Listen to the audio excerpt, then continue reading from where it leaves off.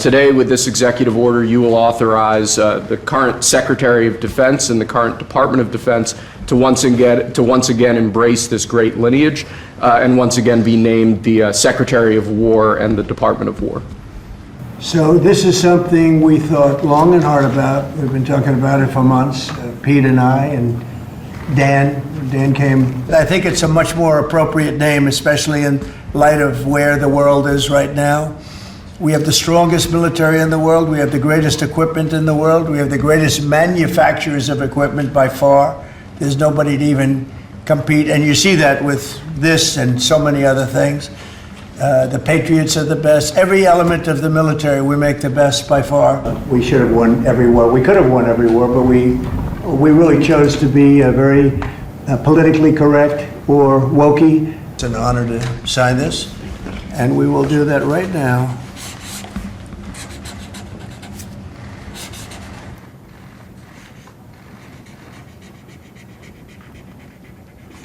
I think that's a big one, I'll be honest.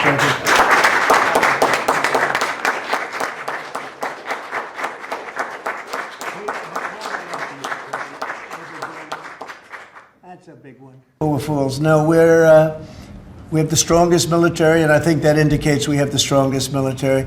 And you know, we had it, and we won World War I, we won World War II, we won everything before, and as I said, we won everything in between. And we were very strong, but we never fought to win. We just didn't fight to win. We didn't lose anything, but we didn't fight to win. We could have won every one of those wars quickly, but they went a route that I think was probably politically correct, but not correct for our nation. So I think the Department of War sends a signal. Yeah, please. You alluded to this a little while ago, but you said that this rename is a, quote, a good reflection of where the world is at right now. How do you square naming it the Department of War when you've been pursuing peace in so many different parts of the world? Well, I think I've gotten peace because of the fact that we're strong. If we weren't strong, those 7 deals I told you about, the 7 wars, a majority of them wouldn't have happened. They happened for 2 reasons, trade and our strength. Those are the 2 reasons. And probably strength may be more important than trade. So, Mr. President, is it your expectation that Congress will codify this name change in the law? I don't know, but we're going to find out, but I'm not sure they have to.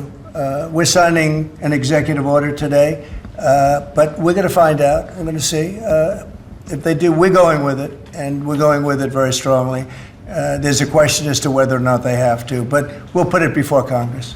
Do you know how much this rebrand will actually cost? And are there any concerns about, the Pentagon's mission of actually cutting back on spending? Yeah, but not a lot. We know how to rebrand without having to go crazy. We don't have to recarve a mountain or anything. We're going to be doing it not in the most expensive. We're going to start changing the stationery as it comes due and lots of things like that. We're not going to be doing things like have been done in the past when they change the name of forts that shouldn't have been changed. Those names of the fort should not have been changed, at least for the most part. And as you know, many of them have been changed back already. At the request of the communities, every one of those communities said, we want our name back, like Fort Bragg as an example. The people in that community wanted that name back. They refused to call it anything else but Fort Bragg.